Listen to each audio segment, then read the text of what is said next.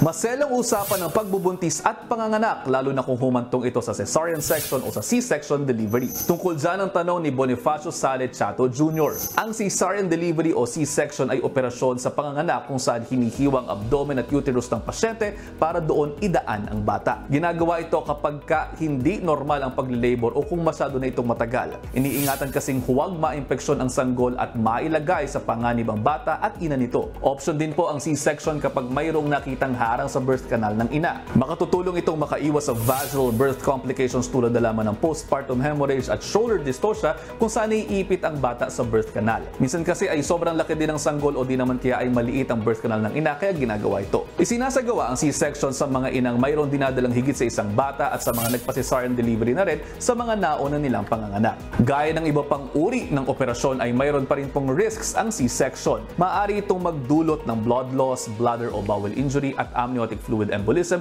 o reaksyon sa paghalo ng amniotic fluid sa bloodstream ng ina. Pero tandaan na hindi dapat katakutan ng C-section basta't eksperto ang gagawa. Maaari pong makaranas ng cramping at vaginal bleeding sa loob ng ilang linggo matapos ang operasyon. Makatutulong po sa recovery ang pagkain ng protein-rich foods katulad na lamang ng karne, isda, itlog at beans. Gayon din ang mga prutas at gulay na mayayaman sa vitamin C at fiber. Dapat din pong manatiling hydrated sa tulad ng herbal tea at coconut water at tubig lang din. Iwasan muna po ang processed foods, spicy foods, pati na rin caffeinated drinks at alcohol. Sa mga nais pong magtanong, bukas po ang ating comment section at inbox sa aking page at sa official page ng Good Morning Kapatid para sa mga nais sa inyong mag-ask Doc Dex. Mga kapatid, Justin Quirino po. Masayang kwentuhan at makapulahang informasyon ang hatid namin tuwing umaga. Kaya mag-subscribe na at mag-follow sa social media pages ng News 5.